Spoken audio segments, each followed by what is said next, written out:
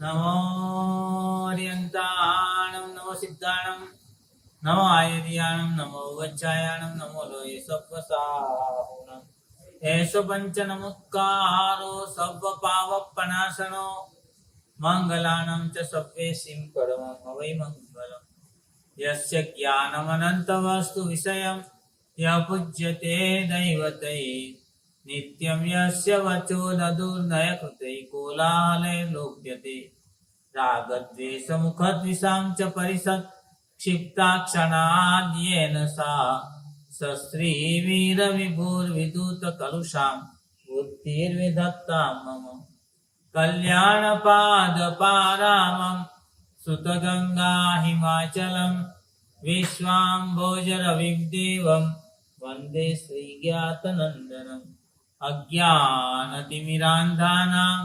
ज्ञानाञ्जनशलाकया नेत्रमुन्मिलितं येन तस्मै श्रीगुरवे नमः ओकारबिन्दुसंयुक्तं नित्यं ध्यायन्ति योगिनः कामदं मोक्षदं चैव ओंकाराय नमो नमः। श्रुत रत्नाकर अध्ययन केंद्र।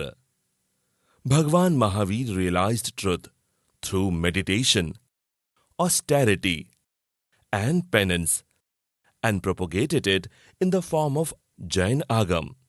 The foresight and perseverance of our Ganadhars, Sthavir Bhagwant, and Acharya has resulted that even after passing of 2600 years since Bhagwan Mahavir, the knowledge and thoughts propounded by him is still guiding us efficiently.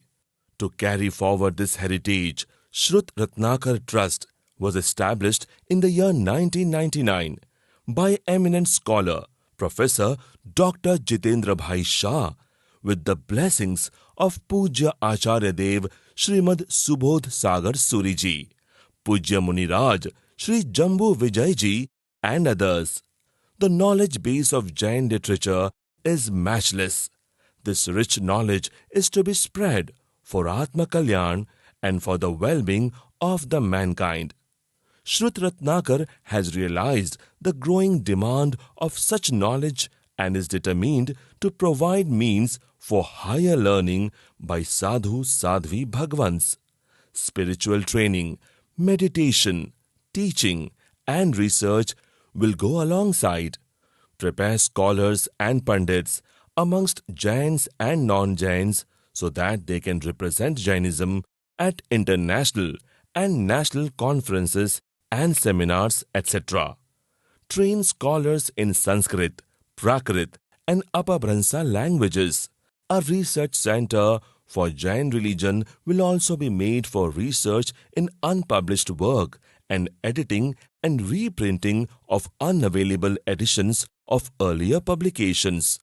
This will be further facilitated with the digitization of all available Jain scriptures in printed form. This endeavor is supported by numerous scholar acharyas and Shravakas who can understand the richness and vastness of the heritage of art, architecture, sculpture, music and literature. We believe and affirm that Shrut Ratnakar Adhyayan Kendra will always strive and succeed in spreading the profundity of Agams far and wide and will bring back the golden period of Jainism throughout world.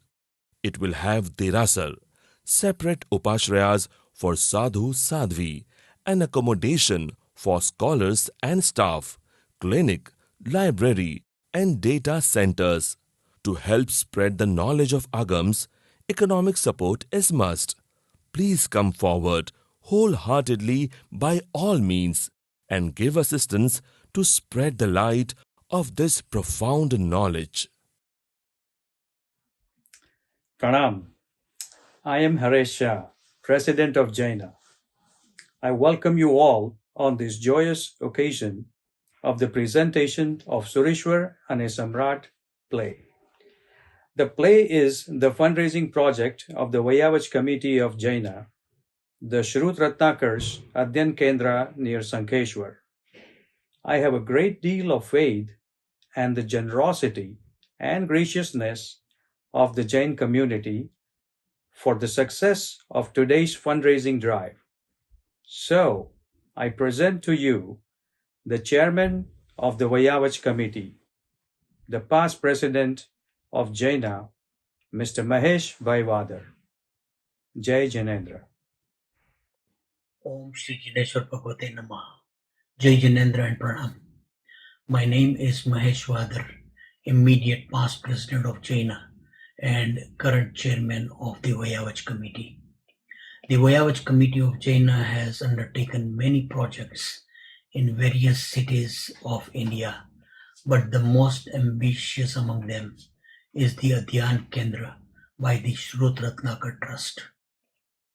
This comprehensive facility is for our sadhu sadhvis with multiple swadhyay rooms, upashrays, temple, a library, and a clinic, which is a noble effort to serve the needs of our Mahatmas. Jaina is grateful to Dr. Jitendra Bhai Shah for bringing this project to us. Jains of North America have embraced this noble project and will provide wholehearted support through Jaina, the Jain Center of Southern California, and the Shrut Ratnakar Foundation, USA.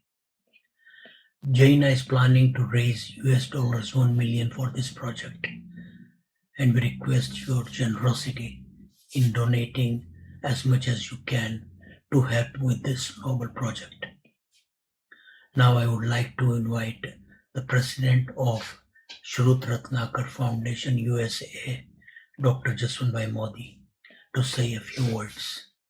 Thank you. Jai Janendra, Shravak, Shravikas, friends and well-wishers.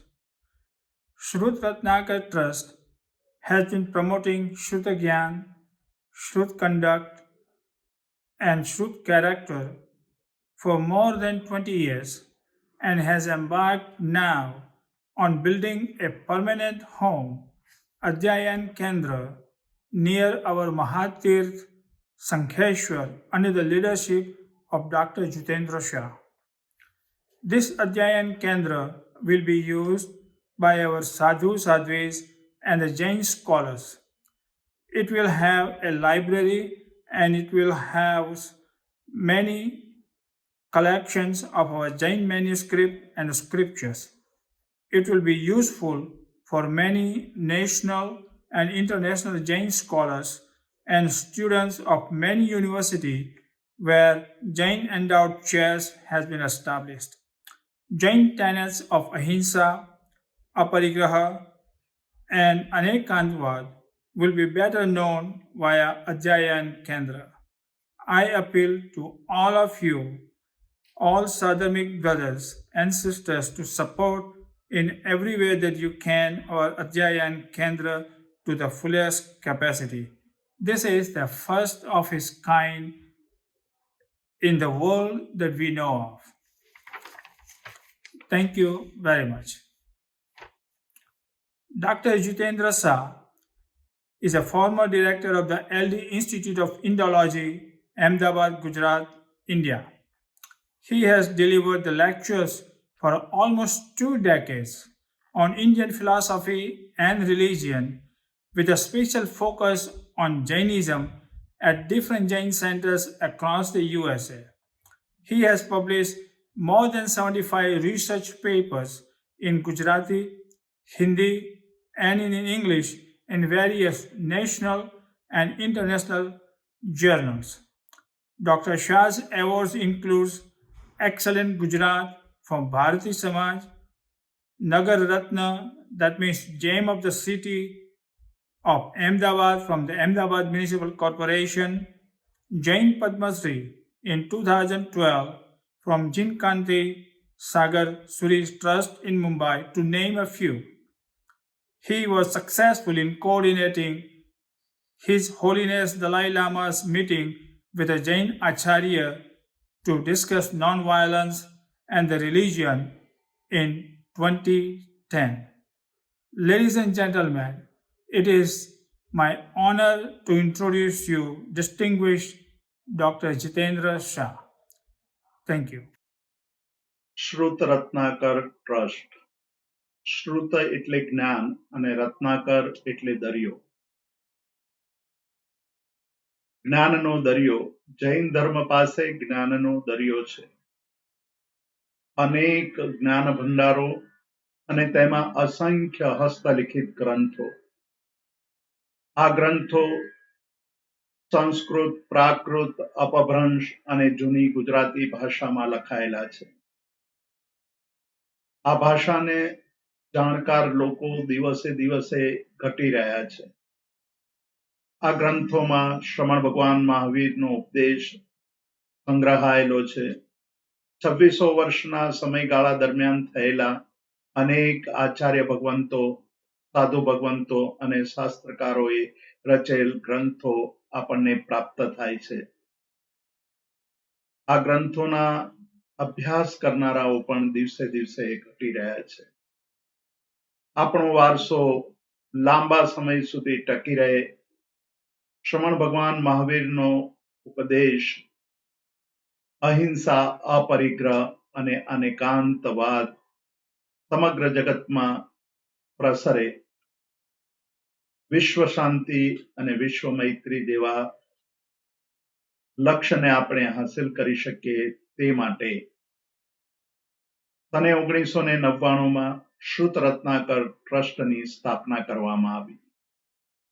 અનેક આચાર્ય ભગવંતો અને સાધુ ભગવંતોના આશીર્વાદ પ્રાપ્ત થયા. પૂજ્ય સાધુ સાધ્વી ભગવંતોને અભ્યાસ કરાવવો, દુર્લભ ગ્રંથોનું પ્રકાશન કરવું,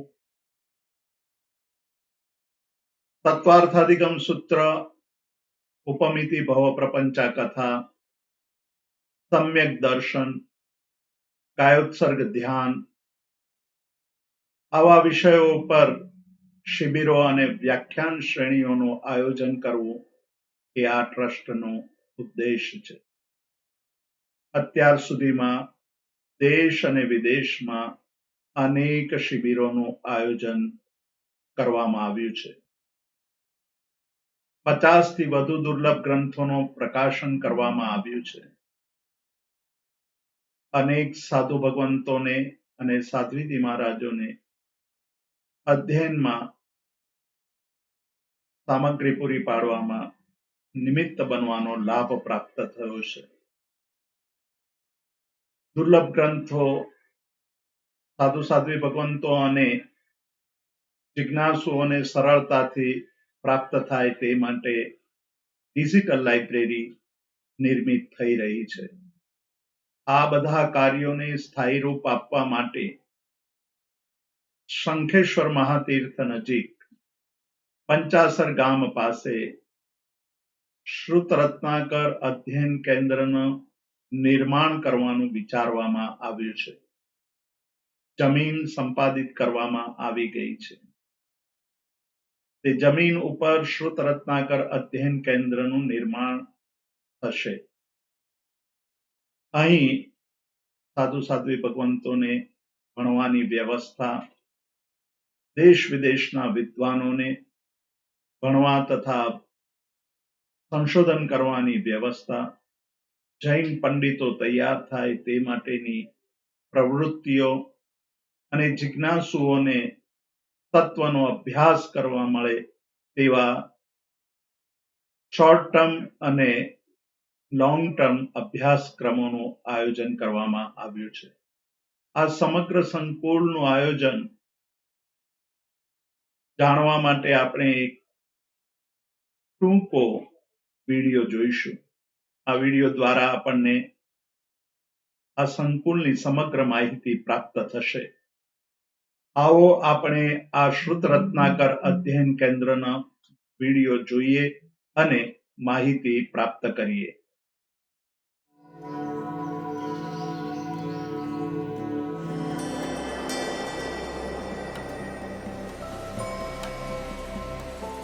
પવયણ શ્રુત સિદ્ધાંતને આગમ સમય વખાણ, પૂજો બહુવિધ રાગથી ચરણ કમલ ચિત આણ.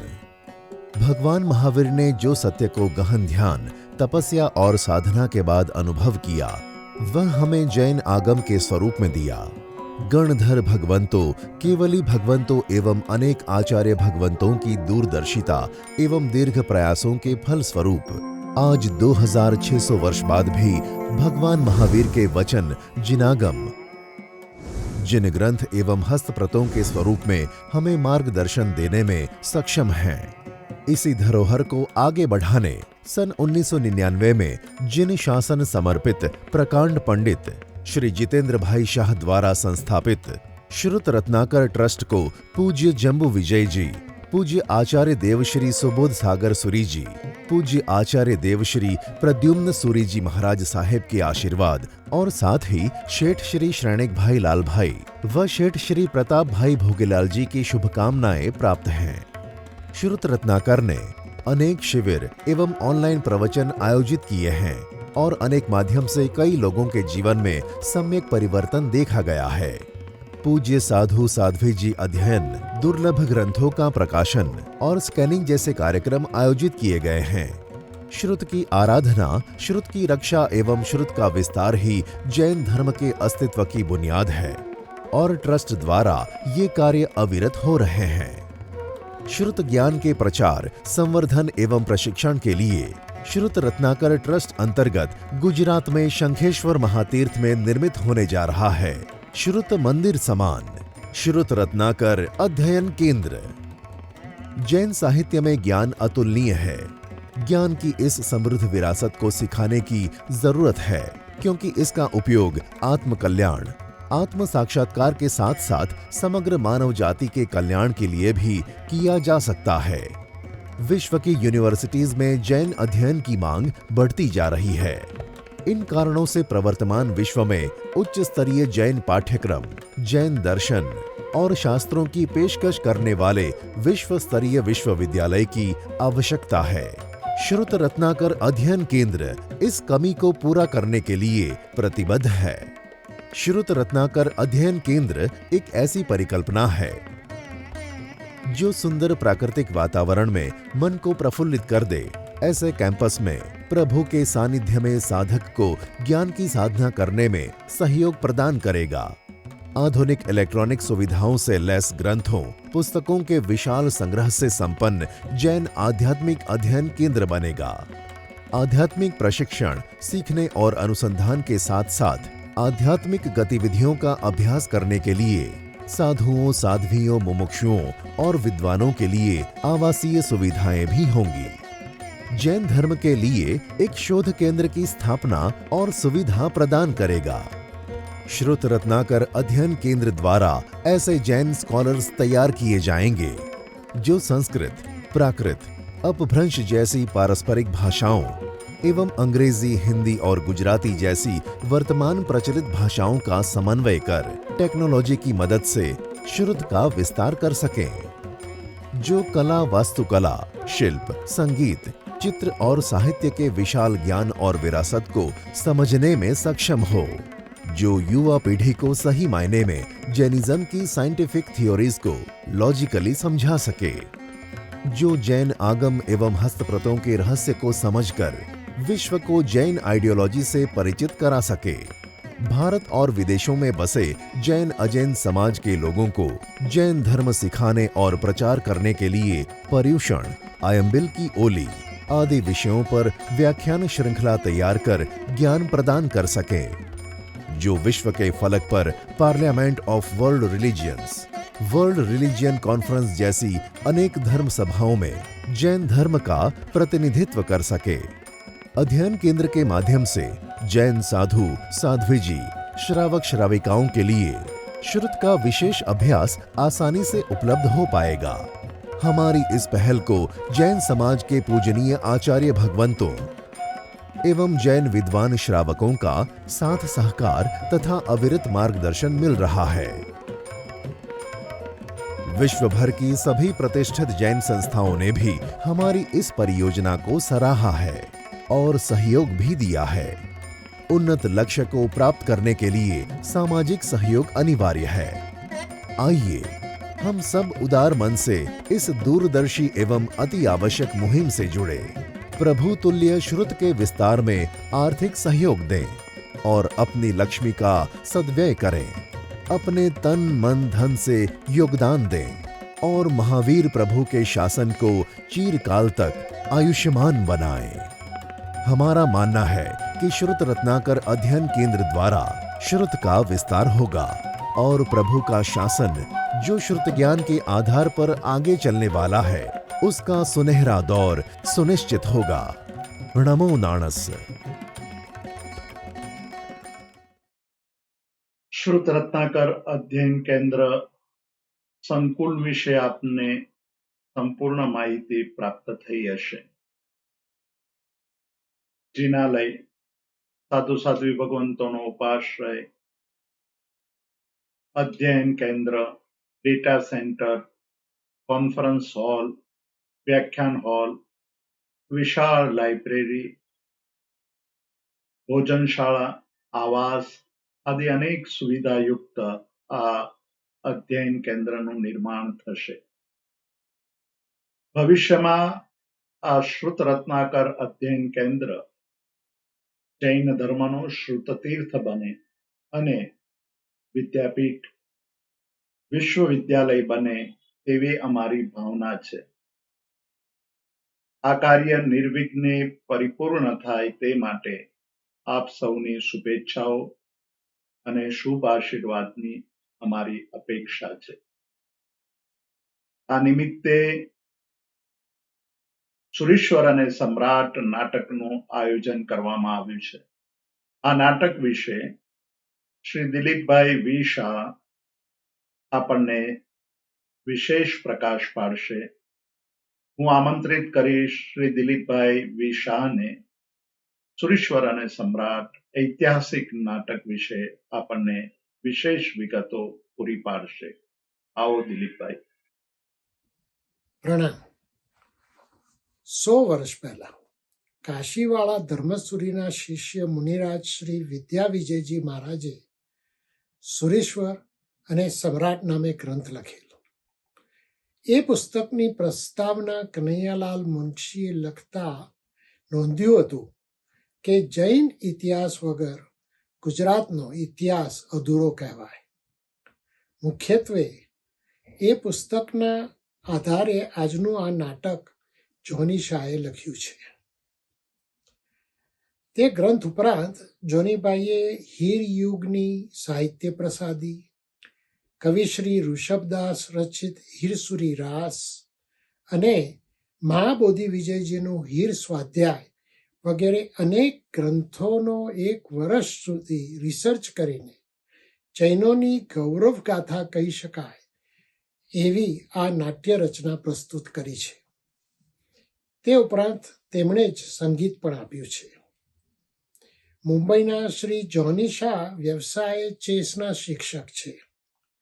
સાથે સાથે કળા, જૈન સાહિત્ય, સંગીત અને અધ્યાપનના સાધક છે. ઉપરાંત જૈન સમાજના એક નિષ્ઠાવાન શ્રાવક છે. સંગીતમાં વિશારદ, ફિલોસોફીમાં BA, ઇતિહાસમાં MA અને વર્તમાનમાં સંસ્કૃતના વિદ્યાર્થી બનીને જ્ઞાનના સાગરમાં ડૂબકી મારી છે. અને એટલું જ નહીં, એ ગહનતા અનેક પ્રવૃત્તિઓ દ્વારા અન્યમાં પણ વહેંચી છે.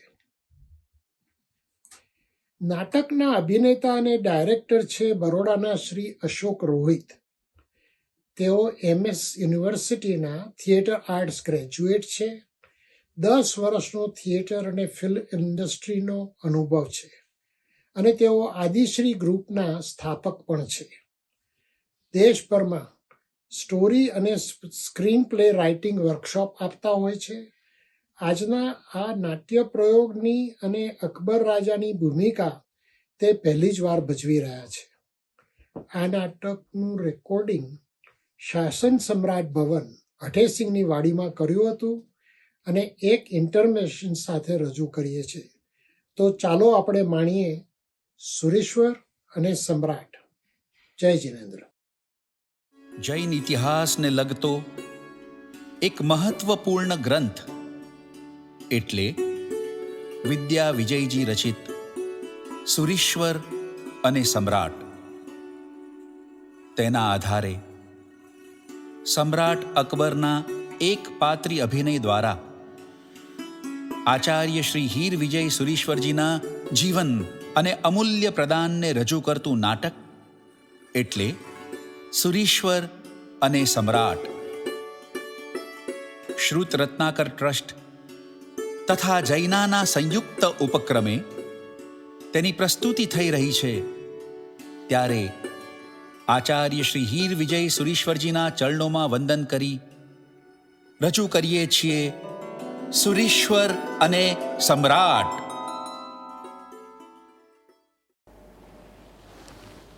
અલ્લાહુ અકબર.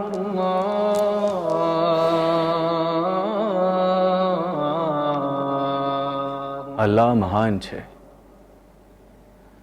અલ્લાહ સિવાય બીજું કોઈ પરમ તત્વ નથી. મોહમ્મદ એ અલ્લાહના પૈગંબર છે. પ્રાર્થના કરવા ઉતાવળા થાઓ, સાચી સફળતા મેળવો. ઊંઘવા કરતા પ્રાર્થના કરવી સારી. અશહદુ અન લા ઇલાહા ઇલ્લલ્લાહ.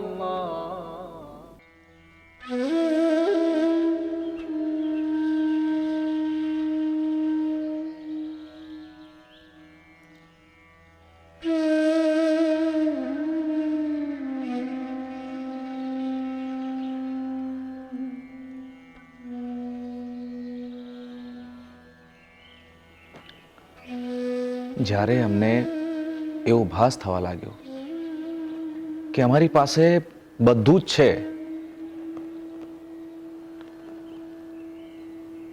અમારી બધી ઈચ્છાઓ પૂરી થઈ છે, અમારું સામ્રાજ્ય હિન્દકુશ પર્વતથી લઈને બ્રહ્મપુત્રા સુધી અને હિમાલયથી લઈને રામેશ્વર સુધી ફેલાઈ ચૂક્યા છે, બધે જ અમન, ચેન અને શાંતિ પથરાઈ ચૂક્યા છે. વિદેશી આક્રમણો પણ લગભગ ખતમ થઈ ચૂક્યા છે. હિન્દુસ્તાને એનું પોતાનું પુરાણું ગૌરવ પાછું મેળવી લીધું છે. ત્યારે જ અમને અમારી પડતીના દીદાર થવા લાગ્યા. અમારા પ્રિય પુત્ર જહાંગીરને કેટલાક નાપાક મુસલમાનોએ અમારા વિરુદ્ધ ઉશ્કેર્યો અને એ ઉશ્કેરાય પણ ગયો. सलीम, अरे अरे बेटे सलीम, सलीम, अरे गिर जाओगे. सलीम सलीम सलीम करता અમારી જીભ થાકતી નહીં. સલીમ હવે તો મોટો થઈ ગયો છે. નાનપણમાં અમે એને શેખુ કહીને બોલાવતા. એ દોડતો દોડતો આવી અમારી ગોદીમાં બેસી જતો અને રમ્યા કરતો. હવે સલીમ મોટો થઈ ગયો છે અને દિલ્હીનો કાટાળો તખ્ત જોઈએ છે. અમે એના બધા અરમાન અમે પૂરા કર્યા. આજે અમને મારી નાખવાના કાવા દાવા રચે છે. સલીમની જગ્યાએ બીજું કોઈ હોત ને તો ઘડીના છઠ્ઠા ભાગમાં એને દોજખમાં જલાવી દીધો હોત. પર હાય રે પુત્ર મોહ, औलाद से मोहब्बत. અમને ઉશ્કેરવા એણે પોતાના નામના સિક્કાઓ ચલાવ્યા.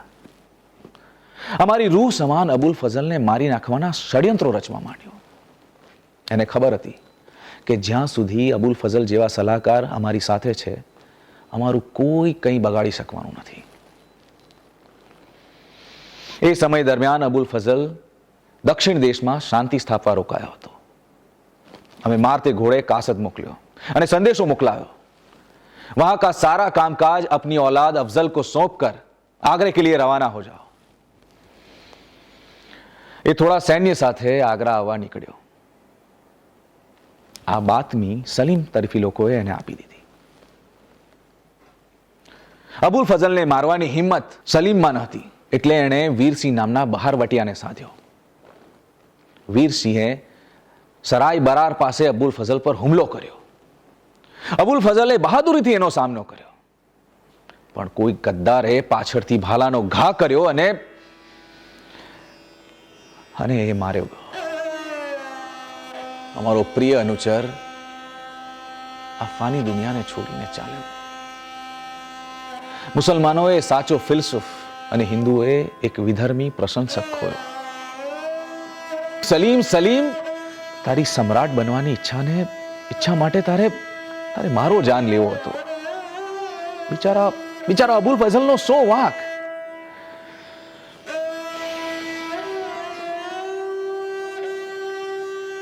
આજે અમારી પાસે વિશાળ સૈન્ય છે, મહાવિનાશક શસ્ત્રો છે, પણ જેના કારણે અમે ઝૂમતા ઝઝૂમતા જાહો જલાલીમાં રાજતા હતા એવા અમારા નવરત્નો એક એક કરીને અમને છોડીને ચાલ્યા ગયા, અમને એકલો મૂકીને ચાલ્યા ગયા.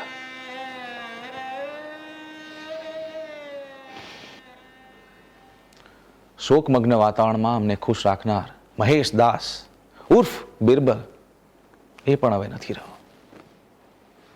હાસ્યરસનો બેતાજ બાદશાહ ચિંતાગ્રસ્ત વાતાવરણમાં અમને ખુશ રાખનાર, એટલે જ અમે એને નગરકોટ સોંપી રાજા બિરબલ એવું બિરુદ આપ્યું. સ્વાર ઘાટમાં પહાડી લોકોની સાથેની લડાઈમાં એ માર્યો ગયો. અશક્ય. યુસુફઝાઈ સાથેની લડાઈમાં હાર થવાથી અને અમારી સામે આવવાથી શરમ અનુભવવાથી કદાચ એ વૈરાગી બની ગયો હોય, જોગીઓ સાથે ભળી ગયો હોય, પરંતુ અમારી એ ધારણા ખોટી સાબિત થઈ. એ માર્યો ગયો એ જ સત્ય સાબિત થયો. રામતનુ પાંડે, તાનસેન, એણે તો ગજબ કર્યું. દરબારમાં દીપક રાગ ગાઈને દીવાઓ પ્રજ્વલિત કર્યા. દરબારીઓ મોઢામાં આંગળા નાખી ગયા. પછી તો જે દાહ ઉપડ્યો એના શરીરમાં, ત્યારે વડનગરની પેલી બે દીકરીઓ તાના અને રીરી મેઘ મલ્હાર ગાઈને એના દાહને શાંત પાડ્યો. એના દરબારી કાનડાના સુરો વિના બધું જ સૂનું સૂનું લાગે છે. જ્યારે મિયા કી તોડી ગાતો ત્યારે હૈયું ભરાઈ આવતું, બધું જ દુઃખ હળવું થઈ જતું. અને એના મિયા મલ્હાર બિજરે ચમક બરસે, બિજરે ચમક,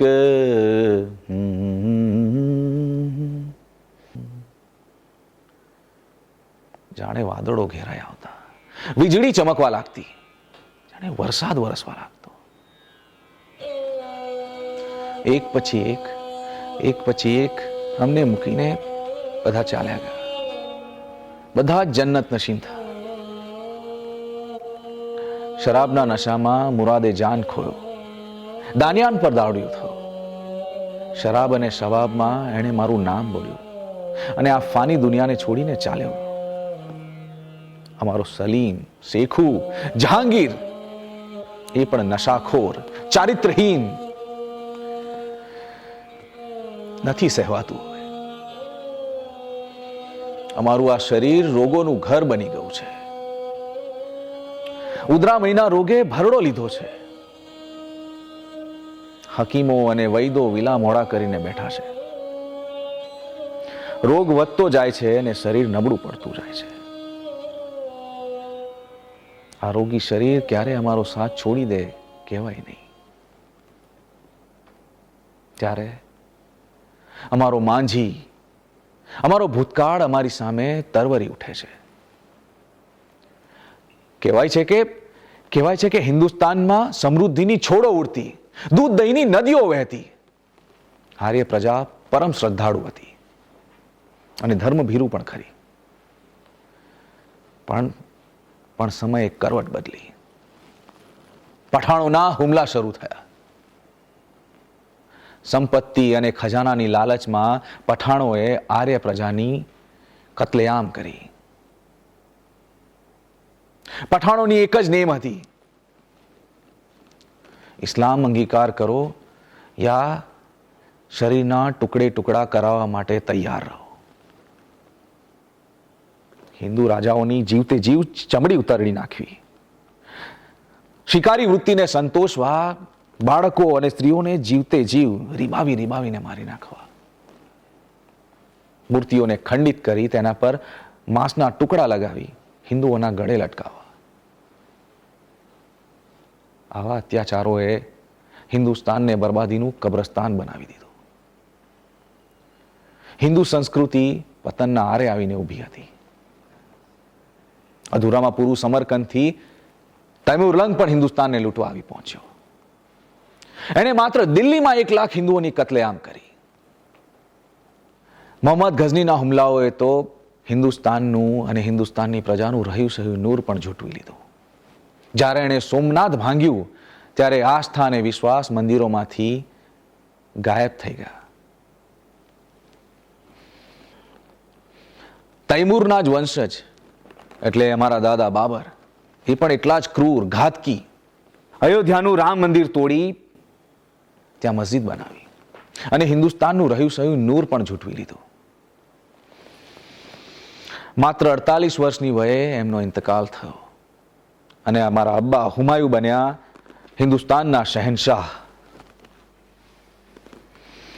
पर वो कहते हैं ना, लत અને વ્યસન બરબાદીના રસ્તે લઈ જાય છે. અમારા અબ્બા હુમાયુ વિશે આ સાચું પુરવાર થયું. અફીણની લતમાં ને લતમાં એમણે પોતાનું સામ્રાજ્ય ખોયું, એમને પાયમાલ કરી નાખ્યા. શેરશાહે એમનું રાજ્ય પડાવી લીધું. એ કાબુલ તરફ નાઠા, પણ ત્યાં પણ એમને જાકારો અને નાલેશી જ મળ્યા. સતત રખડપટ્ટી, રઝળપટ્ટી. આ સમય દરમિયાન એ એક 14 વર્ષની બાલિકાના પ્રેમમાં પડ્યા, હમીદા બેગમ.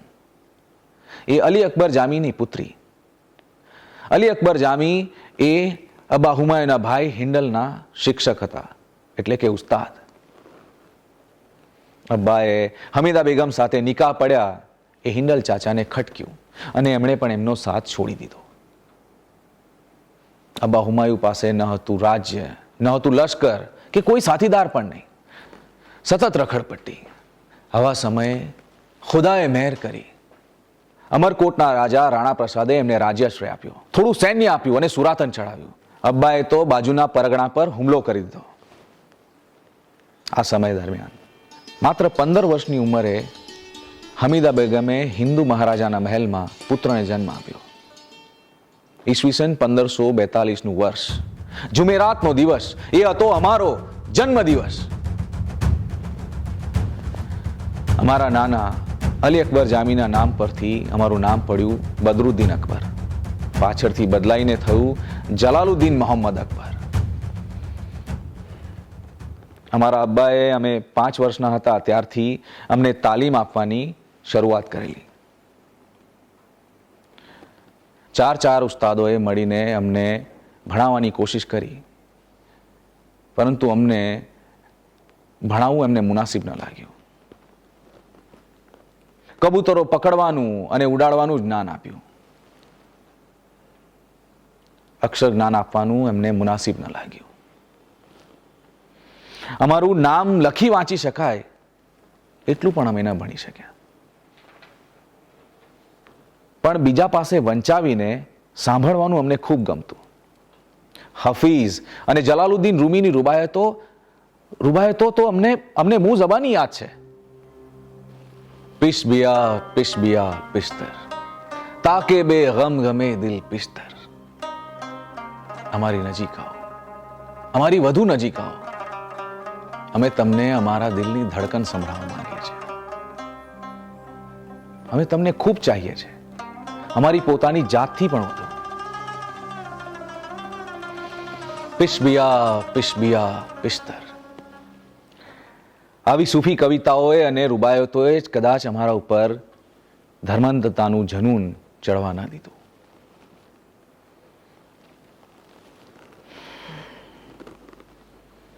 માત્ર 12 વર્ષની ઉંમરથી અમે અબ્બા હુમાયુ સાથે મળીને જંગમાં ભાગ લેવાનું શરૂ કર્યું.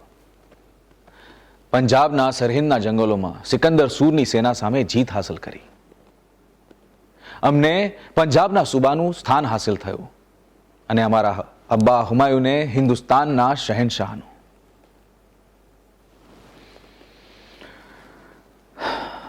માત્ર 6 મહિનામાં જ અબ્બાનો ઇંતકાલ થયો. પંજાબના ગુરદાસપુરમાં કલનોર ગામમાં અમને તખ્ત નશીન કરવામાં આવ્યા. સાલ હતી ઈસવીસન 1556. દિલ્હીનું તખ્ત હજી દૂર હતું. અબ્બા હુમાયુના ઇંતકાલ બાદ મુસલમાનોમાં ભયંકર આત્મકલહ ફેલાઈ ગયો હતો. આનો ફાયદો ઉઠાવીને વિક્રમાદિત્ય હેમુ દિલ્હીપતિ બની બેઠો. કુરુક્ષેત્રમાં અમારા અને વિક્રમાદિત્ય હેમુના સૈન્ય વચ્ચે ભયંકર યુદ્ધ થયું. હેમુ મરાયો અને અમે બન્યા હિન્દુસ્તાનના શહેનશાહ સમ્રાટ અકબર.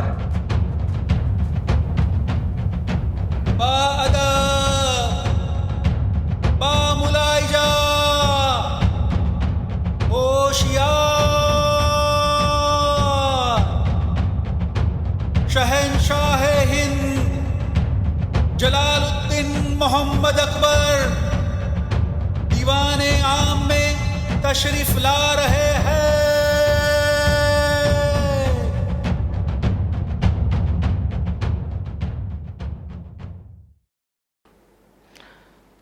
તખ્ત નશીન થયા બાદ અમે અબ્બાના સમયમાં જે પરગણાઓ છૂટા પડી ગયા હતા એમને સલ્તનતમાં સામેલ કરવા પર ધ્યાન આપ્યું. હિન્દુસ્તાનને, હિન્દુસ્તાનની પ્રજાને એની ખુશાલી પાછી આપવી હતી. એ જ અમારી નેમ હતી. પરંતુ જુવાનીના જોરમાં અમે ખરાબ ચુંગલમાં ફસાયા. અમને શરાબ પીવાનું ભારે વળગણ, અફીણ અને પોસ્તા પીવાનું પણ.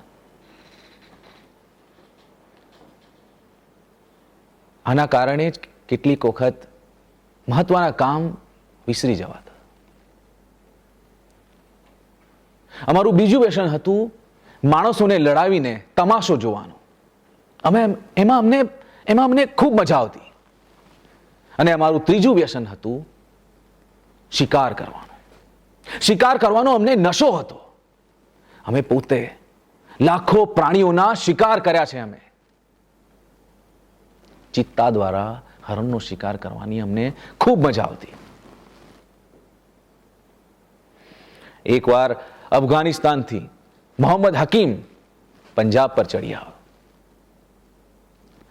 એનો સામનો કરવા અમે સામે ગયા. એ તો અમારું સૈન્ય જોઈને જ ઊભી પૂંછડીએ નાઠો અને અમે યુદ્ધથી વંચિત રહી ગયા. અમારી યુદ્ધખોર વૃત્તિને સંતોષવા અમે કમર્દ નામના શિકારનું આયોજન કર્યું. લાહોરના જંગલમાં 50,000 માણસોને જાનવરોને એકઠા કરવા માટે રોક્યા. જ્યારે બધા જ જાનવરો એક ઘેરાવમાં એકઠા થઈ ગયા ત્યારે ભાલા, બરછી, તીર, કમાન, જે શસ્ત્ર હાથમાં આવે એ લઈ 5 દિવસ સુધી ભારે શિકાર ખેલ્યો. આવો શિકાર પહેલા ક્યારેય કોઈ જોયો નહીં હોય. અમારા સ્વભાવમાં ગુસ્સો પણ ભારોભાર હતો. ગુનેગારોને જોઈને અમને ખૂબ જ ગુસ્સો ચડતો. એમને સજા કરવામાં અમે પાછી પાની નહીં રાખતા. હાથીના પગ તળે કચડી નાખવા, ખીલા ઠોકાવી દેવા, ગળું કાપી નાખવું. અંગ છેદન અને ફટકાની સજા તો અમે વાતે વાતે આપી દેતા.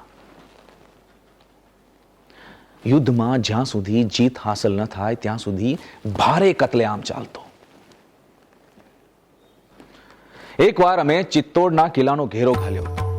દિવસો પર દિવસો વીતતા જતા હતા એટલે અમારી ધીરજ ખૂટી. અમે ફૌજને હુકમ કર્યો, ચિત્તોડ કી કુત્તી કો ભી દેખો તો કાટ ડાલના. એમાં અમે ભારે અત્યાચાર આપ્યો. 30,000 માણસોને અમે કતલેઆમ કર્યો. બાળાઓ અને સ્ત્રીઓને અગ્નિની જ્વાળામાં હોમી દીધી. ભારે નરાધમતા આચરી. પણ આ રાજપૂતો સુભાન અલ્લાહ,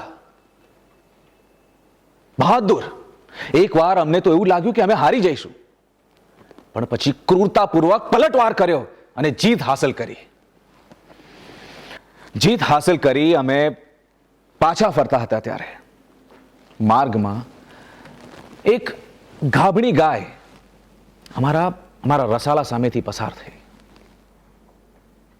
અમારા સૈનિકોએ એને રીબાવીને મારી નાખી અને એનું ન જન્મેલું બચ્ચું પણ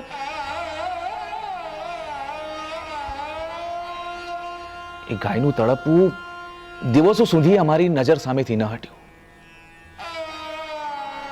આ વાતથી અમારું દિલ ખાટું થઈ ગયું.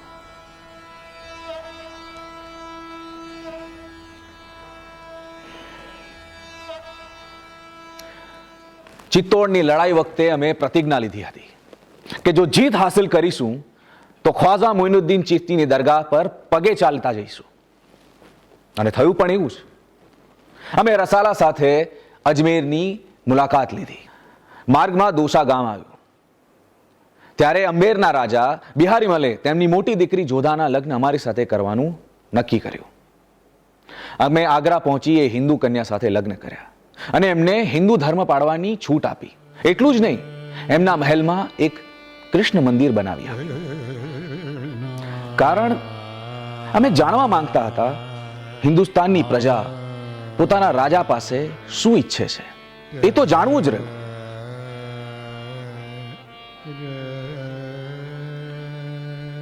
તમારે પ્રજા વિશે, પ્રજાના મન વિશે જો જાણવું હોય તો જે તે ધર્મના સાધુ, સંતો, ફકીરો ને મળવું જોઈએ. કારણ કે એ લોકો સતત ફરતા હોય છે, એમની પાસે માહિતી પણ અખૂટ હોય છે. અને અમારા અનુમાન પ્રમાણે અમને બધી જ માહિતી મળી જતી. આવા સંતો, મહંતો, ફકીરોને મળીને અમારી આત્માની ઉન્નતિ માટેના માધ્યમો વિશે વિચાર કરતા. આશરે 20 વર્ષની ઉંમરમાં અમારા અંતઃકરણમાં ઉગ્ર શોકનો અનુભવ થવા લાગ્યો. અમે દુખી થઈ ગયા. જીવનની અંતિમ મુસાફરી માટે, કયામતના દિવસો માટે ધાર્મિક જીવનની ખામી અમને સાલવા લાગી.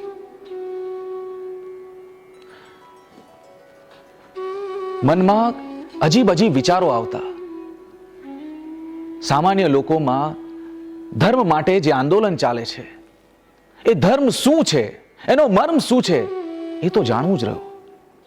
હિન્દુસ્તાનમાં હિન્દુ અને મુસલમાન વચ્ચે એકતા સ્થાપવી હતી. એટલે 1579માં અમે દીને ઇલાહી નામના ધર્મની સ્થાપના કરી. દીને ઇલાહી એટલે ઈશ્વરનો ધર્મ. દીને ઇલાહી ધર્મની સ્થાપના કરતા પહેલા અમે અમારા ઇબાદત ખાનામાં ધર્મ સભા બોલાવવાની શરૂઆત કરેલી. એમાં પહેલા તો અમે ઇસ્લામ ધર્મના જ વિવિધ ફિરકાઓના વિદ્વાનોને સામેલ કરવાનું નક્કી કર્યું હતું. એ લોકો અંદરો અંદર તર્ક વિતર્ક કરતા, લડતા ઝઘડતા. આશરે 3 વર્ષ એમને સાંભળ્યા બાદ એમના અનિર્ણિત વિવાદોને પગલે અમને એ મૌલાનાઓ પ્રત્યે અરુચિ થઈ. અમે ઉલેમાઓ અને મૌલાનાઓ પાસે એક કરારનામા ઉપર સહી કરાવી લીધી. જ્યારે મતભેદ થાય ત્યારે કુરાને શરીફની આયતોને અનુસરીને ઇસ્લામમાં ફર્ક કરવાનો હક શહેનશાહને છે.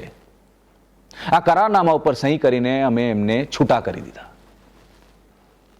ઇસ્લામ જ સાચો ધર્મ છે અને મોહમ્મદ પૈગંબર જ એકમાત્ર અલ્લાહના દૂત છે, એવી ધર્માંધતા આચરતા ઉલેમાઓ સામે અમે ઇસ્લામ અને મોહમ્મદ પૈગંબરના સંદર્ભમાં સવાલો પૂછવાનું શરૂ કર્યું. અમારા દિલને શાંતિ મળે, સંતોષ થાય એવો એક પણ જવાબ અમને નહીં મળ્યો. એટલે અમે કાફિર છે, અમારી મતિ ભ્રષ્ટ થઈ ગઈ છે એવી વાતો અમારા પાછળ વહેતી મૂકવામાં આવી. ઇસ્લામમાં રુચિ થયા બાદ અમે હિન્દુ, જૈન વગેરે ધર્મના વિદ્વાનોને અમારા ઇબાદત ખાનામાં સામેલ કરવા માંડ્યા. એ લોકોને એમના અભિપ્રાય આપવાની છૂટ આપી. એ લોકો પ્રેમથી, શાંતિથી વિચાર વિમર્શ કરતા. અમને ખૂબ આનંદ આવતો. અમે મસ્જિદમાં જવાનું છોડી દીધું. અમારા ઇબાદત ખાનામાં થતી ધર્મ ચર્ચાનું અમે શ્રવણ કરતા અને એમાંથી જ સાર ગ્રહણ કરતા. અમને એમાં ખૂબ જ મજા આવતી.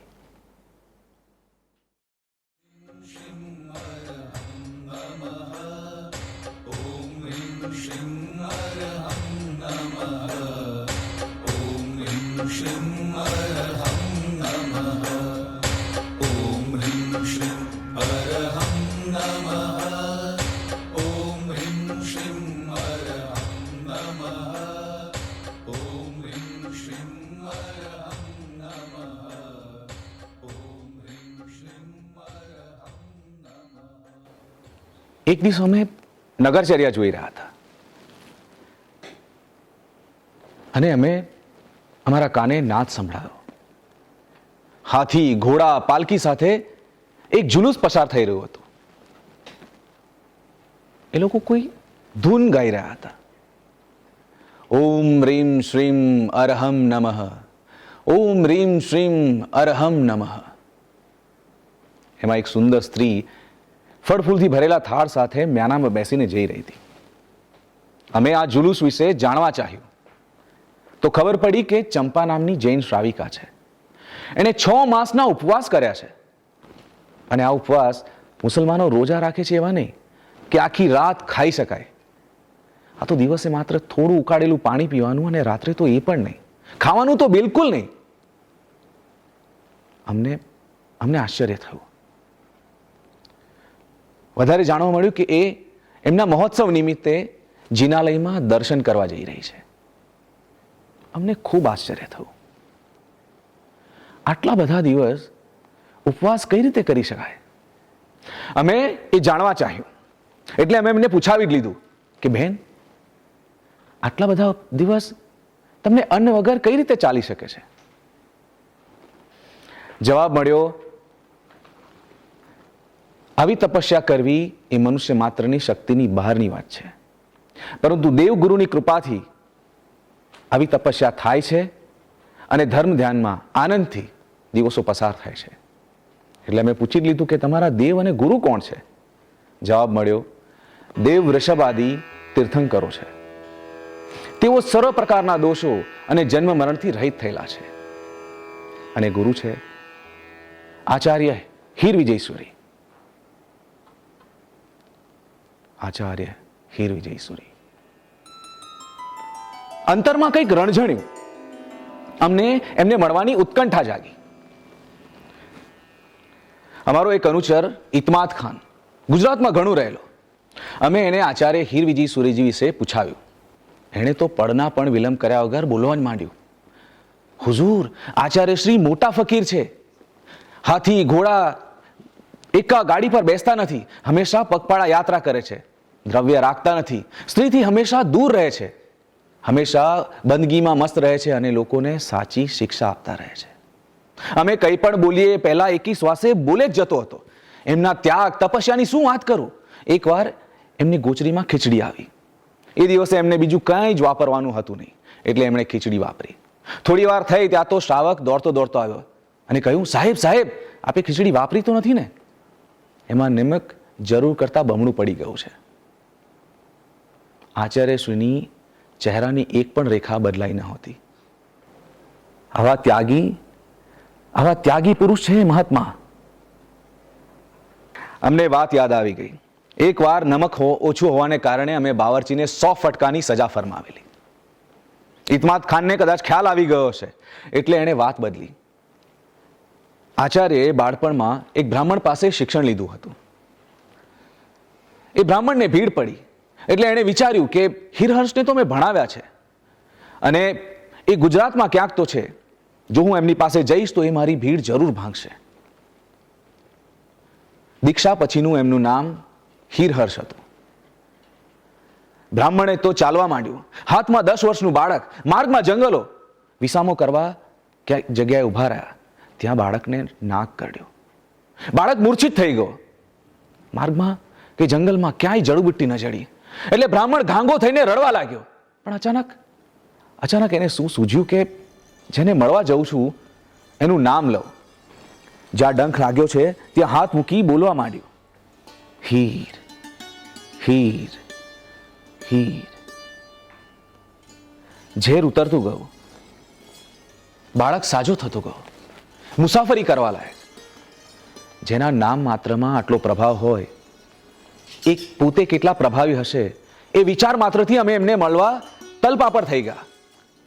અમે ગુજરાતના સુબા પર ફરમાન મોકલ્યું. હાથી, ઘોડા, પાલખી, જે સાધન સામગ્રી જોઈએ. પરંતુ આચાર્ય હીર વિજયસુરીજીને સન્માનપૂર્વક આગ્રા મોકલો. અમે કુશળ કાસદોને આ ફરમાન લઈ ગુજરાત માટે રવાના કર્યા. અમને એક જ તાલાવેલી લાગી હતી, ક્યારે આ કાસદો ગુજરાત પહોંચે અને અમારા ફરમાનનું પાલન કરે. અમને પાછળથી જાણ થઈ કે જેને અમે મળવા ઉતાવળા થયા હતા એને અમને ન મળવા દેવાના પ્રયાસો થઈ રહ્યા છે. એ વખતે આચાર્ય હીર વિજય સુરીજી ગંધારનગરમાં હતા. એટલે ગુજરાતના ગઢ સમાન અમદાવાદ, પાટણ, ખંભાત બધેથી શ્રેષ્ઠીઓ અને શ્રાવકો ગંધાર પહોંચ્યા વિચાર વિમર્શ કરવા માટે. કોઈએ કહ્યું, અકબર તો રાક્ષસનો અવતાર છે, માણસને મારવું એના માટે રમતવાત છે, એટલે આચાર્યએ એને ન મળવું. તો કોઈએ કહ્યું, એ તો 500 ચકલાઓની જીભ ખાય છે, માટે આચાર્યએ એમને ન મળવું. તો કોઈએ કહ્યું, એને તો 1600 અંતે ઉર્યો છે, બિચારો એ બધામાંથી નવરો પડશે ત્યારે આચાર્યશ્રીને મળશે ને. એ સભાનો નિષ્કર્ષ એ આવ્યો કે આચાર્યશ્રી અકબરને ન મળો. એ તો ભલું થજો પેલા વિમલ હર્ષ ઉપાધ્યાયનું, જેણે ભરી સભામાં ઊભા થઈને કહ્યું, આચાર્યશ્રી પર કોઈ ઘાત હશે તો હું મારા પર ઝીલી લઈશ. હું આગળ જઈને અકબરનું મન જાણી જોઈશ. જો કોઈ ઘાત જણાશે તો આચાર્ય અને અકબરની મુલાકાત નહીં થવા દો. પણ શહેનશાહ અકબરના આમંત્રણને માન આપીને આચાર્યશ્રીએ અકબરને મળવું જ જોઈએ.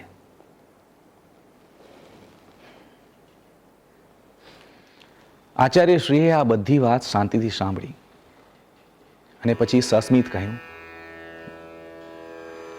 લાખો લોકોને જે ઉપદેશ આપવામાં લાભ રહેલો છે એનાથી કંઈક ઘણો લાભ એક શહેનશાહ, એક સમ્રાટને ઉપદેશ આપવામાં રહેલો છે. કારણ કે ગુરુ કૃપાથી જો કોઈ એક વાત સમ્રાટના ગળે ઉતરી જાય તો એનું અનુકરણ કરવા માટે હજારો અને લાખો લોકોને બાધ્ય થવું પડે છે. શાસન સેવાના કેટલાય હિતકારી કાર્યો થઈ શકે છે. માટે અકબરના આમંત્રણને માન આપીને અમારે શહેનશાહને મળવું જ જોઈએ. સર્વશ્રેષ્ઠીઓ અને શ્રાવકો સર્વાનુમતે રાજી થયા અને આચાર્યશ્રીએ ગંધારથી આગ્રા તરફ જવા માટે પ્રયાણ કર્યું. અબુલ ફઝલે જ્યારે આ વાત અમને જણાવી તો અમારી આંખોમાંથી પાણી આવી ગયા. આચાર્યશ્રી અને એમના શિષ્યો માટેના માન અને સ્થાન અમારી નજરોમાં ઊંચું થઈ ગયું. આચાર્યશ્રી વિશે મને અમારા અનુચરો બધી જ માહિતી પહોંચાડતા. ઈસવીસન 1527માં પાલનપુર ખાતે એમનો જન્મ. ઓશવાળ વંશીય કુરાશા અને નાથીબા એ એમના માતા પિતા. બાળપણનું નામ હિરજી. 5 વર્ષથી 12 વર્ષ સુધી એમને વ્યવહારિક અને ધાર્મિક જ્ઞાન મેળવવા માટે સાધુ સંતો સાથે મોકલવામાં આવતા. એમના માતા પિતાના અવસાન બાદ એમના બહેન એમને પાટણ લઈ આવ્યા. ત્યારે પાટણમાં વિજયદાન સુરીજી બિરાજતા હતા. એમની ધર્મદેશનાની આ બાળક ઉપર ગહેરી અસર પડી અને આખરે 1540માં એમણે પાટણ ખાતે દીક્ષા લીધી. નામકરણ થયું હીરહર્ષ. પછી ગહન શાસ્ત્રાભ્યાસ શરૂ થયો. એમના ગુરુએ એમને દક્ષિણ દેશમાં દેવગિરી નગરમાં તત્વ ચિંતામણી જેવા અઘરા શાસ્ત્રાભ્યાસ કરવા માટે મોકલ્યા.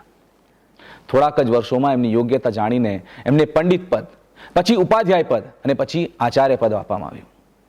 ઈસવીસન 1566માં એમના ગુરુના કાળધર્મ બાદ એમને ભટ્ટારક પદવી આપવામાં આવી અને આમ સમગ્ર સંઘનું સંચાલન એમના હાથમાં આવી પડ્યું.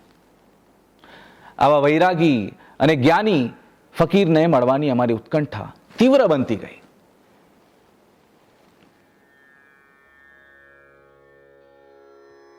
ચત્તારી શરણમ પવજામી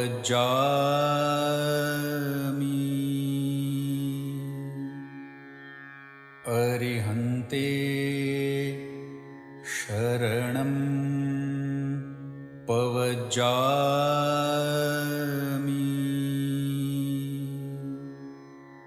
સિદ્ધે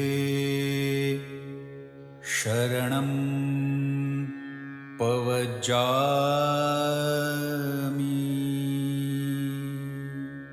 સાહુ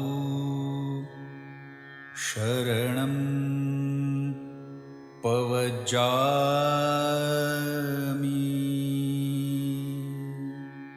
કેવલી પન્નત્તમ ધમ્મમ शरणं पवजामि।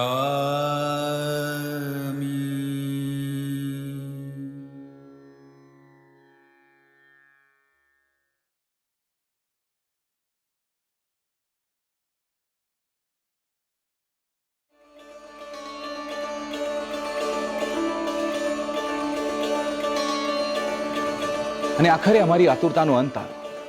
અમે 13 જૈન સાધુઓને અમારા મહેલ તરફ આવતા જોયા. અમે અમારા પુત્રો સાથે એમને સત્કારવા આગળ વધ્યા, પ્રણામ કર્યા. એક મધુર ધ્વનિ સંભળાયો, ધર્મલા, વલ્લાહ, સુભાન અલ્લાહ. કેવી નિર્મળ આંખો, કેવું મોહક સ્મિત. એમનું વ્યક્તિત્વ જેવું હતું કે કોઈના પર દિલમાં ટાળક પ્રસરાવી દે.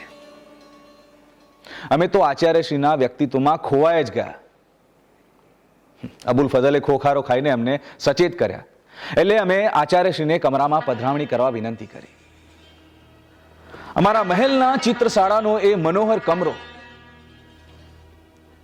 અફઘાની કારીગરોએ બનાવેલો અમૂલ્ય ગાલીચો પાથરેલો હતો. આચાર્યજી ગાલીચાની કોર પાસે આવીને ઉભા રહી ગયા. અમે કંઈ પૂછીએ એ પહેલા જ એમણે કહ્યું, રાજન, આ જમીન ગાલીચાથી ઢાકેલી છે, એટલે અમારાથી એના પર થઈ અંદર આવાશે નહીં. અમને આશ્ચર્ય થયું. આ ગાલીચો સ્વચ્છ છે, એના પર કોઈ જીવજંતુ નથી, તો આપને એના પર ચાલીને આવવામાં શી હરકત છે? એક નાના બાળકને સમજાવતા હોય એમ એમણે મને સમજાયું કે અમારા શાસ્ત્રોમાં વિધાન છે, દ્રષ્ટિપૂતમ નશ્યેત પાદમ. જે જમીન પર નજર ન પડતી હોય ત્યાં ન ચાલવું. આ જમીન ગાલીચાથી ઢાકેલી છે, એની નીચે કીડીઓ જેવા જીવજંતુ હોય તો અમારા પગના વજનથી હણાઈ જાય.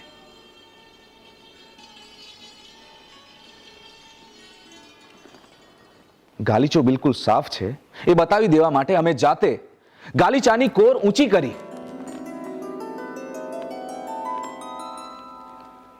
કીડીઓનો ઢગલો. અમે આશ્ચર્યચકિત થઈ ગયા. સાચા ફકીર, સાચા સંત ત્યાંનું નામ.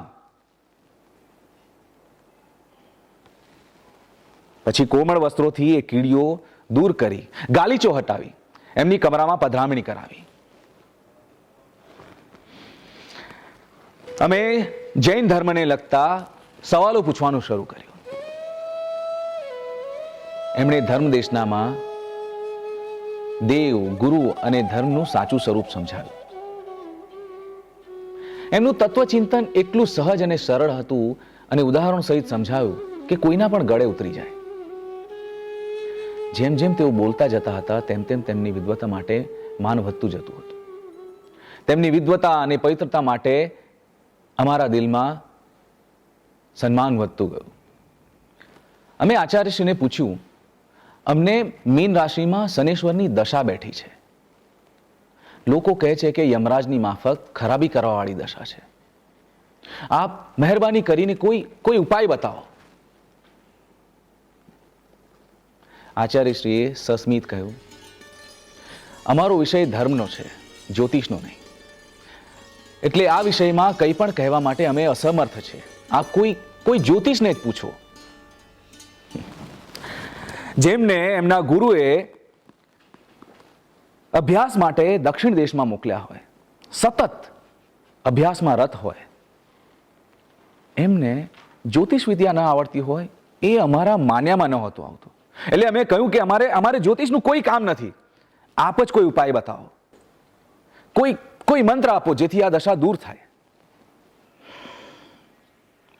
આચાર્યજી અમારી ચાલ સમજી ગયા હોય એમ કહ્યું, મંત્ર તંત્ર કરવાનો અમારો આચાર નથી, પરંતુ આપ જીવો પર મહેર કરશો, જીવોને અભયદાન આપશો તો આપનું પણ ભલું જ થશે. કારણ કે બીજાનું ભલું કરવાથી આપણું ભલું થાય છે એ કુદરતનો કાયદો છે. પોતાના આચારમાંથી ચલિત ન થયા. અમને ધર્મ જ્ઞાન આપ્યું કે જીવોની દયા કરવાથી જ ભલું થશે. એટલે અમારું એમના પ્રત્યેનું માન વધતું ગયું. અમે કૃતજ્ઞતાપૂર્વક કહ્યું, અમારે ત્યાં નાગપુરી તપાગચના પદ્મસુંદર નામના એક વિદ્વાન સાધુ હતા. એમના પાસે જૈન અને હિન્દુ સાહિત્યના ઘણા અલભ્ય પુસ્તકો હતા. એમના ઇંતકાલ બાદ એ અમે અમારા મહેલમાં સાચવી રાખ્યા છે. આપ કૃપા કરી એનો સ્વીકાર કરો. એમણે તો તરત જ ઇનકાર કરી દીધો. પછી અમારા આગ્રહને માન આપીને એ પુસ્તકો રાખી તો લીધા, પણ એ સાંજે જ અબુલ ફઝલે એમને જણાવ્યું કે એ બધા જ પુસ્તકો એમણે એમના માલિકીમાં નથી રાખ્યા. આગ્રાના જ્ઞાન ભંડારમાં અકબરીય ભાંડાગાર નામે જમા કરાવી દીધા છે. કેવી નિસ્પૃહતા! અમને આજે પણ એમના શબ્દો અમારા કાનમાં ગુંજે છે. એમણે કહ્યું હતું, અમારાથી ઉઠાવી શકાય એટલા જ પુસ્તકો અમે અમારી સાથે રાખીએ છીએ. આનાથી વધારે પુસ્તકો રાખવાથી અમને કે અમારા શિષ્યોને મમત્વ ભાવ પેદા થઈ શકે છે. એટલે એવા કારણોથી અમે સદૈવ દૂર રહીએ છીએ અને એ જ અમારા માટે શ્રેયસ્કર છે. એમની દૂરંદેશીના અમે તો કાયલ થઈ ગયા. પછી કેટલાક દિવસ ફતેપુર રહીને ચોમાસું કરવા આગ્રા પધાર્યા. ત્યાં તેમણે એમના ભગવાન ચિંતામણી પાર્શ્વનાથની પ્રતિષ્ઠા કરાવી અને ફરી પાછા ફતેપુર પધાર્યા. અમારી અને સુરીજીની બીજી મુલાકાત ગોઠવાઈ.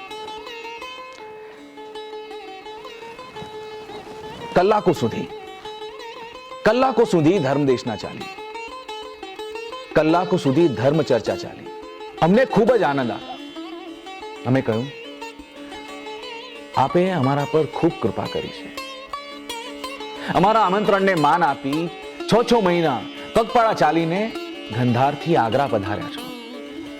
અમારા માટે દુઆઓ કરી છે. અમે આપના એહસાનમંદ છે. કૃપા કરી અમને આપની સેવા કરવાનો મોકો આપો.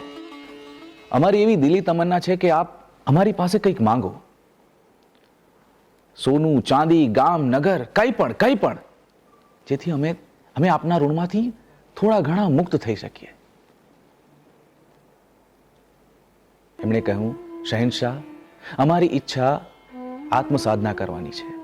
એટલે આપ જો કંઈ એવું આપી શકતા હો જેથી અમારું આત્મકલ્યાણ થઈ શકે તો અમે એ ભાવપૂર્વક સ્વીકારી લઈશું. અમે કહ્યું, બેઝિજક માંગો. અને એમણે જે માંગ્યું એ સાંભળી અમે સ્તબ્ધ થઈ ગયા. એમણે કહ્યું, જે કેદીઓ વર્ષોથી કેદખાનામાં જીવતે જીવ સબળી રહ્યા છે એ કમનસીબ જીવોને મુક્ત કરી દો. અરિહંતા મંગલમ. જે પશુ પક્ષીઓને પાંજરામાં પૂરી રાખ્યા છે એમને છોડી મૂકો, ઉડાડી દો. સિદ્ધા મંગલમ. આપે ડાબર નામનું 12 કોષનું એક તળાવ બનાવ્યું છે. એમાં રોજ જાળો નાખવામાં આવે છે, માછલા પકડવામાં આવે છે. એ બંધ કરાવી દો. સાહુ. અને છેલ્લે મંગલમ. પર્યુષણ પર્વમાં તમારા રાજ્યમાં કોઈ પણ માણસ કોઈ પણ પ્રકારની હિંસા ન કરે એવા ફરમાન લખી આપો. કેવલી પન્નત્તો ધમ્મો મંગલમ. જ્યારે અમે બધું જ આપવા તૈયાર હતા, રાજકોષ આપવા માટે તૈયાર હતા, એમણે જે માંગ્યું બીજાના ભલા માટે, બીજાના પરોપકાર માટે જ માંગ્યું. આ તે ખરો યોગી, ખરો વૈરાગી. એટલે અમે આગ્રહ કર્યો, આપે બીજા માટે માંગ્યું, આપ આપના માટે કંઈ માંગો. ત્યારે એ દયાવાન સાધુના મુખમાંથી શબ્દો સરી પડ્યા, આખા સંસારમાં આ બધા જ જીવો એ અમારો પ્રાણ છે. આપ એમના માટે કંઈ પણ કરશો, એમના ભલા માટે કંઈ પણ કરશો તો એ અમારું ભલું થયું જ સમજજો. કોઈ પણ જાતના સ્વાર્થ સિવાય માત્ર બીજા જીવોને કલ્યાણની માંગણી અમારા જેવો ક્રૂર શહેનશાહ પણ નકારી ન શક્યો. અમે તરત જ અબુલ ફઝલને ઇશારો કર્યો અને એ કલમ અને કિત્તો લઈને ફરમાન લખવા બેસી ગયો. આચાર્યશ્રીએ માત્ર પર્યુષણના 8 દિવસ માટે જીવ હત્યા બંધ કરવાના ફરમાનની માંગણી કરી હતી, પણ અમે આગળ અને પાછળ એમ બે દિવસ ઉમેરીને કુલ 12 દિવસ જીવ હત્યા બંધ કરવાના અમારીના ફરમાન બનાવવાની સૂચના આપી દીધી. સુરીજીની વિદ્વતા અને પવિત્રતા અમારા દિલમાં એવા વસી ગયા કે અમે એમના કાયલ થઈ ગયા. અમે જોયું કે માત્ર જૈનો જ નહીં પરંતુ જગતના બધા જ લોકો એમને માન આપે છે. તેઓ માત્ર જૈનોના જ નહીં પરંતુ વિશ્વના ગુરુ છે. એટલે જ અમારા શાહી દરબારમાં એમને જગતગુરુના બિરુદથી નવાજવામાં આવ્યા અને આ પદવી પ્રદાનની ખુશાલીમાં અમે અનેક પશુ પક્ષીઓને મુક્ત કરી દીધા. અમારા શાહી દરબારમાં મંગલ ધ્વનિ ગાજી ઉઠ્યો. ભક્ત્યા નમસ્કૃત્ય ગુરુમ ગુરુમ ગુરુમ બુદ્ધ્યા સતામ સર્વદયા દયા દયા ભાસ્વત પ્રભાવમ વિભયા ભયા ભયા મુનિત સતારમ સુદરમ દરમ દરમ મુનિત સતારમ સુદરમ દરમ દરમ મુનિત સતારમ સુદરમ દરમ દરમ. આચાર્યશ્રીની ઉંમર આશરે 61 વર્ષની થઈ હશે. એમનું શરીર નબળું પડતું જતું હતું એટલે એમણે એમના ગુજરાતના પવિત્ર તીર્થ સ્થળો શેત્રુંજય, તારંગા, ગિરનાર ની તીર્થયાત્રા કરવાની ઈચ્છા દર્શાવી અને ત્યાં જ કોઈ પવિત્ર તીર્થ સ્થળમાં શેષ જીવન વિતાવવાની ઈચ્છા વ્યક્ત કરી. અમને ખૂબ જ દુઃખ થયું. અમે એમને કહ્યું કે આપ ગુજરાત ન જાઓ, આપ અહીં જ બિરાજો અને અમને ધર્મદેશના આપતા રહો. કાસદો મોકલીને આખા હિન્દુસ્તાનમાં કામ કરાવવાની જવાબદારી અમારી, પરંતુ આપ ગુજરાત ન જાઓ. ત્યારે આચાર્યશ્રીએ કહ્યું, શહેનશાહ, પાણી બહેતા ભલા ઓર સાધુ ચલતા ભલા. હવે અમારે વિહાર કરવો જ રહ્યો. પરંતુ અમે ગુજરાત પહોંચીને આચાર્ય વિજયસેન સુરીને આપની પાસે મોકલી આપીશું. ત્યાં સુધી શાંતિચંદ્રજીને અહીં જ મૂકીને જઈશું. અમે અનિચ્છાએ કહ્યું, જેવી આપની મરજી, પણ અમારા લાયક કોઈ કામ હોય તો કહો. આપે અમારા પર ઘણા ઉપકાર કર્યા છે. અમને સેવા કરવાનો મોકો આપો. આચાર્યશ્રીએ એ જ સ્મિત સાથે કહ્યું, બાદશાહ, ગુજરાતમાં અમારા ગિરનાર, શત્રુંજય, તારંગા જેવા પવિત્ર તીર્થ સ્થાનો છે. ત્યાં કેટલાક અવિચારી મુસલમાનો પોતાનો હસ્તક્ષેપ કર્યા કરે છે, અમારા દિલને આઘાત પહોંચે એવા હિંસા વગેરે કાર્યો કરે છે અને પોતાનો અનુચિત હસ્તક્ષેપ કર્યા કરે છે. આપને અરજ છે કે એમની વાત પૂરી થાય પહેલા જ અમે અબુલ ફઝલને ઈશારો કરી ફરમાન લખવા સૂચના આપી અને એ પણ કલમ અને કિત્તો લઈને ફરમાન લખવા બેસી ગયો. બંગાળ, ગુજરાત, રાજપૂતાનામાં જેટલા પણ જૈન તીર્થો આવેલા છે, જેવા કે ગિરનાર, તારંગા, શેત્રુંજય, કેસરિયાજી, સમેત શિખર વગેરે, આમાં કોઈ વ્યક્તિએ હિંસા કરવી નહીં. જે કોઈ આવું હિંસા કરતો જણાશે એને ભારે દંડ ભોગવવો પડશે. આ ફરમાનથી વિરુદ્ધ વર્તવું નહીં, એને જ ફરજ જાણવી. ગુરુની આજ્ઞા થાય એ પહેલા જ એને પૂરી કરવી એક લાવો છે. અમે એ લાવો લઈ લીધો અને જવાબમાં અમને એ જ મળ્યું, સૌમ્ય સ્મિત. આ ફરમાન લઈ જગતગુરુ પોતાના શિષ્યો સાથે ગુજરાત તરફ વિહાર કરી ગયા. અમે એમને ખૂબ યાદ કરતા, એમના સાથેના અનુભવોને વાગોળતા અને એમાંથી સાર ગ્રહણ કરતા. એમના ઉપદેશથી અમે પાપ કર્મ તો છોડી જ દીધું હતું, પણ વર્ષમાં 6 મહિના અને 6 દિવસ માંસાહારનો ત્યાગ કર્યો હતો. અમને આજે પણ યાદ છે, એમણે કહ્યું હતું, શહેનશાહ, મનુષ્ય માત્ર એ સત્યના સ્વીકાર તરફ રુચિ રાખવી જોઈએ. પોતે કરતા આવ્યા છે કે પોતાના બાપ દાદા કરતા આવ્યા છે એ માટે જ એ ન છોડવું એવો દુરાગ્રહ ન રાખવો જોઈએ. અમારા મહેલમાં અમારા નોકર ચાકરો અમારી વિશે વાતો કરતા કે રાજા જૈન થઈ ગયો છે, વટલાઈ ગયો છે, પરંતુ એમના બાપ દાદા જે કરતા આવ્યા છે એ પ્રમાણે માંસાહારનો ત્યાગ ન કરવો જોઈએ. અમે એમને બોલાવીને કહેતા કે અમારી 7મી પેઢીએ તૈમૂર ચરવાહોનું કામ કરતો, એટલે કે પશુઓની રખેવાળી કરવાનું, અને અમે પણ એનો જીવ નહીં લઈને એ જ કરી રહ્યા છે. એ લોકો તો ડઘાઈ જતા અને પછી વર્ષમાં 6 મહિના અને 6 દિવસ કમ અને એમણે પણ માંસાહારનો ત્યાગ કર્યો. આચાર્યજીએ પણ આ વાતને ખૂબ સુંદર રીતે વર્ણવી છે કે જે લોકો માંસાહાર કરે છે એ પોતાના જીભની લાલચથી કરે છે, પરંતુ એ માટે કેટલા જીવોનો કચ્ચર ઘાણ નીકળી જાય છે એ તરફ કોઈનું ધ્યાન નથી જતું. કેટલી સાચી વાત. એમના શિષ્ય ઉપાધ્યાય શાંતિચંદ્રજી પણ એટલા જ વિદ્વાન, સતાવધાની. એક સાથે 108 અવધાન કરવાની એમનામાં શક્તિ હતી. જગતગુરુના ગયા પછી અમે શાંતિચંદ્રજીને અમારી સાથે રાખતા. એકવાર એ અસ્વસ્થ જણાયા એટલે અમે એમની પૃચ્છા કરી તો એમણે જણાવ્યું કે આવતીકાલે ઈદનો દિવસ છે, લાખો પશુઓની કતલ થશે અને એ અમારાથી જોવાશે નહીં, માટે અમને અહીંથી વિહાર કરી જવાની રજા આપો. અને સાથે સાથે કુરાનની કેટલીક આયતો પણ બતાવી આપી જેમાં ભાજી અને રોટલી ખાવાથી રોજા કબૂલ થવાનું જણાવ્યું છે અને જીવો પર મહેર કરવાની જ વાત કરી છે. શાંતિચંદ્રજીની વાત સાચી હતી. મૌલવીઓ કુરાનની આયતોને સમજ્યા ન હતા. અમને આચાર્યશ્રીની વાત યાદ આવી ગઈ. એમણે કહ્યું હતું કે અમારા શાસ્ત્રોમાં વિધાન છે, પ્રથમ જ્ઞાન પછી દયા. અબુલ ફઝલ અને બીજા ઉમરાઓને ભેગા કરી અમારા માન્ય ગ્રંથો વંચાવી દીધા અને લાહોરમાં ઢંઢેરો પીટાવી દીધો કે કાલે ઈદના દિવસે કોઈએ પણ જીવ હિંસા કરવી નહીં. પછી તો મોહરમનો આખો મહિનો અને સૂફીઓના દિવસોમાં જીવ હત્યા નિષેધ કરાવ્યો. શાંતિચંદ્રજીના કહેવાથી જીજિયા વેરો પણ બંધ કરાવ્યો. આ જીજિયા વેરો કોઈ સામાન્ય વેરો ન હતો. આર્ય પ્રજા ખાધા પીધા પછી જે કંઈ પણ બચાવે એ બધું જ ખજાનામાં જમા કરાવી દેવું. એના બદલામાં એમને ઇસ્લામ અંગીકાર કરવા માટે દબાણ કરવામાં નહીં આવે. એનો મતલબ એ થયો કે વેરો ભરો અથવા તો ઇસ્લામ ધર્મ અંગીકાર કરવા તૈયાર રહો.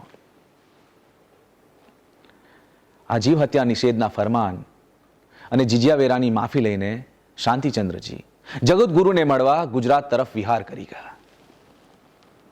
પરંતુ અમારી વિનંતીને માન આપીને અમારી સાથે ભાનુચંદ્રજીને મૂકતા ગયા. ભાનુચંદ્રજી પણ વચન સિદ્ધિવાળા સાધક હતા. એમના કહેવાથી સિદ્ધાચંદજી પર જે દાણ અને કર વસૂલાતો હતો એ અમે બંધ કરાવ્યો. અબુલ ફઝલના ઘરે મૂળ નક્ષત્રમાં દીકરીનો જન્મ થયો. જ્યોતિષીઓએ કહ્યું કે આ દીકરી જીવશે તો ભારે ઉત્પાત થશે, માટે એને પાણીમાં વહેતી મૂકી દેવી જોઈએ. જ્યારે ભાનુચંદ્રજીને પૂછવામાં આવ્યું તો એમણે કહ્યું કે સ્ત્રી હત્યાનું પાપ લેવાની કોઈ જરૂર નથી. આની શાંતિ માટે અષ્ટોત્તરી સ્નાત્ર ભણાવવું જોઈએ. અમને આ વાત ગમી ગઈ એટલે અમે મહોત્સવપૂર્વક શ્રી શ્રી પાર્શ્વનાથનું અષ્ટોત્તરી સ્નાત્ર ભણાવ્યું અને વિઘ્ન દૂર થયું.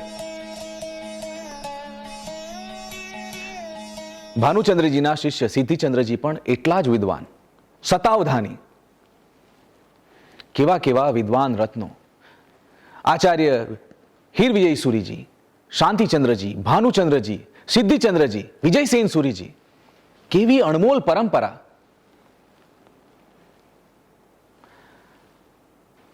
કુદરતને અમારી આ ધર્મ ભાવના મંજૂર નહીં હોય.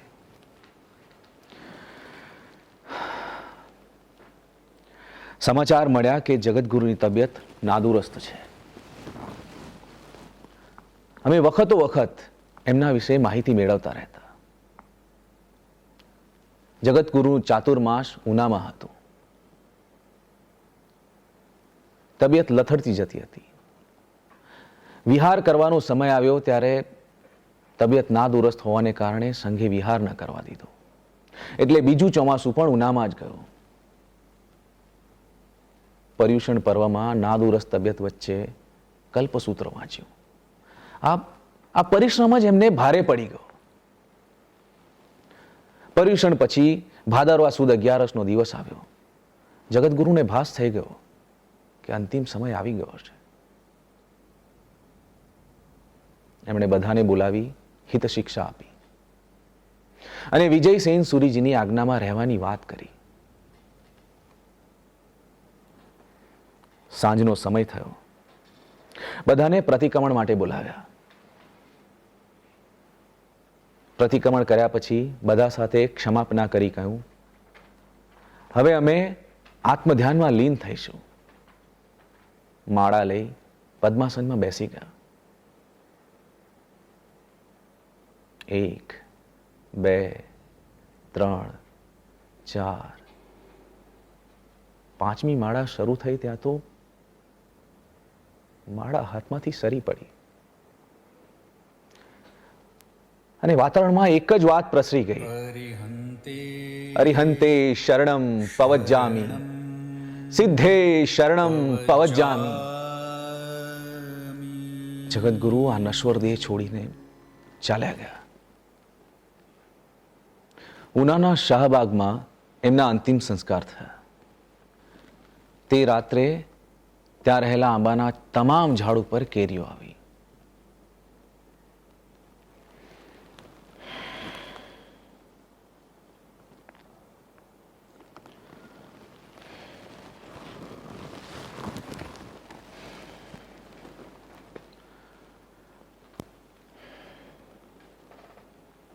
जगतगुरु आचार्य हीर विजय सूरी जी, शांतिचंद्र जी, भानुचंद्र जी, सिद्धिचंद्र जी, विजय सेन सूरी जी.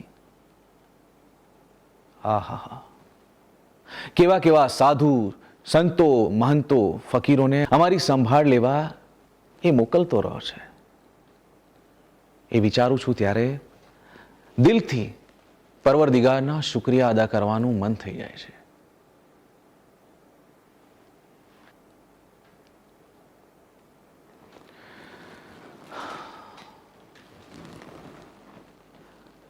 હા સલ્તનત જેની પાછળ તમામ જિંદગી ખર્ચાઈ ગઈ એને અહીં જ મૂકીને જઈશું. हमारा बाल बच्चा महल बाग बगीचा બધું જ અહીં મૂકીને અલવિદા કહીશું.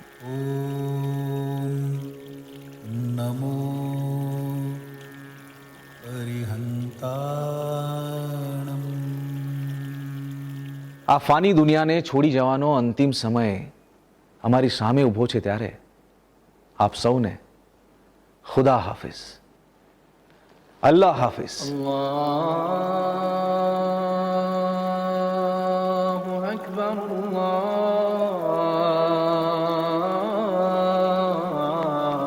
અલ્લાહુ અકબર. ઓમ નમો સિદ્ધાય.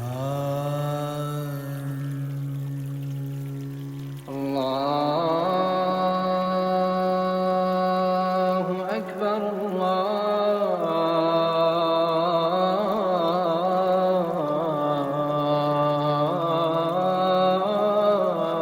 અલ્લાહુ અકબર. ઓમ નમો આયર્યાણમ. أشهد أن لا إله إلا الله.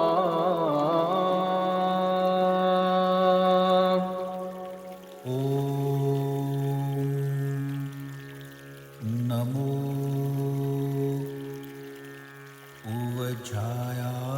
ઉવજાયાણમ. أشهد أن لا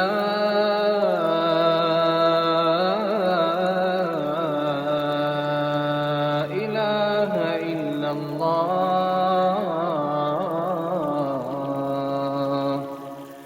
નમો લોએ સવસાહૂણમ.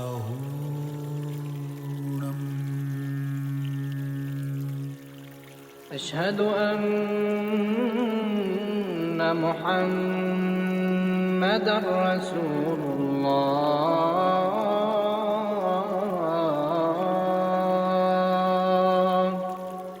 એસો પંચ નમુક્કારો.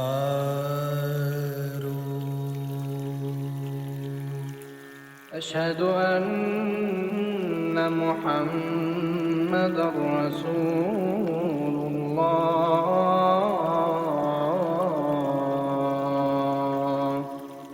સવ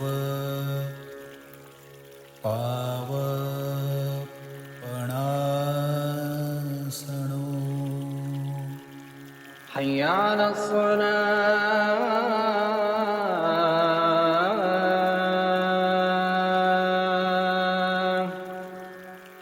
મંગલાણં ચ સૌ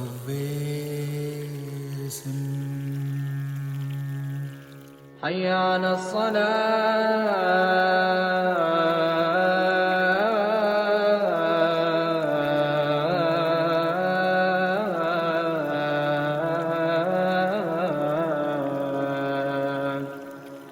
परमं हवै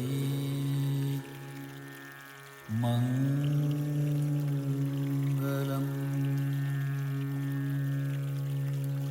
حي على الفلاح